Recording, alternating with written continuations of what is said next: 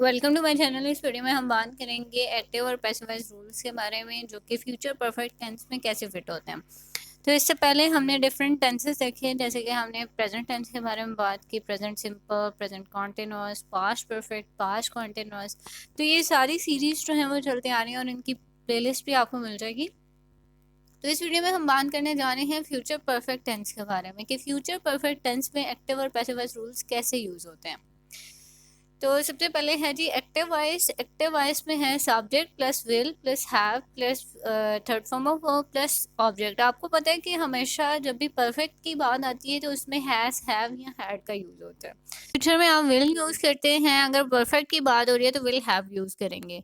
अब active voice है, अगर हमने इसी का पैसिव बनाना हो तो ऑब्वियसली आपको पता है पैसिव में हमेशा ऑब्जेक्ट स्टार्ट में आ जाता है, सब्जेक्ट लास्ट पे चला जाता है, बाय का यूज इसमें कंपल्सरी होता है।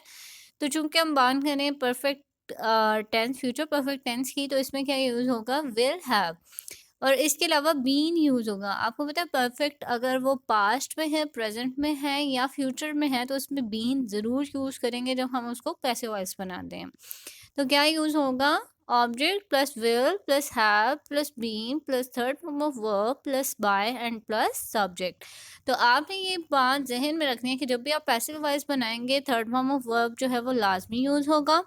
सेकेंडली बाय का यूज कंपल्सरी है। थर्डली ऑब्जेक्ट स्टार्ट में जाएगा और सब्जेक्ट जो है वो लास्ट पे आ जाएगा। ये चीज़ें जो हैं ये तो कंपल्सरी है हर टेंस में।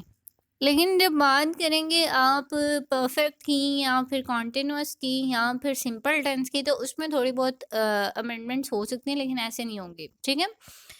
नॉट जो है, अगर आप नेगेशन में सेंटेंस यूज कर रहे हैं देन होगा subject plus will plus have plus not plus third form of verb plus object. और पैसिव बनाएंगे object will have not been then third form of verb and then subject.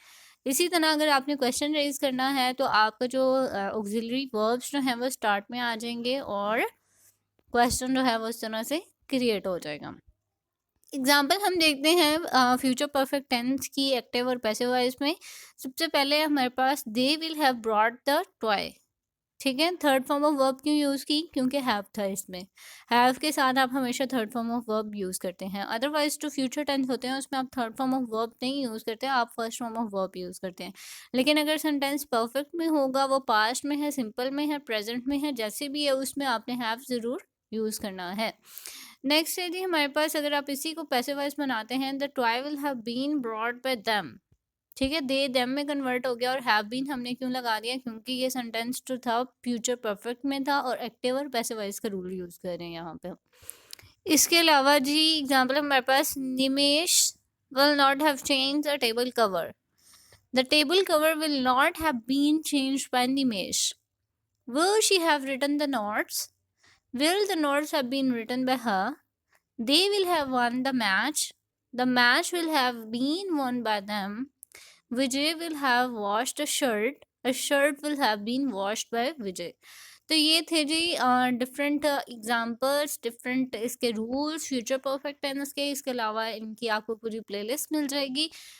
बाकी अगर आपको जो सेंटेंसेस हैं, टेंसेस हैं, जैसे present perfect continuous tense, past perfect continuous tense या फ्यूचर परफेक्ट कॉन्टिन्यूअस टेंस, या इसके अलावा फ्यूचर कॉन्टिन्यूअस टेंस, तो आपने ये चीज़ माइंड में रखना है कि इनका पैसिव वॉइस नहीं बनता इन टेंसेस का, ठीक है। तो जिन जिन टेंसेस का पैसिव वॉइस बनता था उनकी आपको प्लेलिस्ट मिल जाएगी, उसमें जाके आप एक्टिव वॉइस, पैसिव वॉइस, इन सब के रूल्स भी क्लियर कर सकते हैं डिफरेंट एग्जांपल्स के साथ। इसके अलावा आपको अगर इसकी ज़्यादा मोर क्लैरिटी चाहिए तो आप इसकी वर्कशीट्स देखें डिफरेंट नेट्स पे और उनको सॉल्व करना शुरू करें।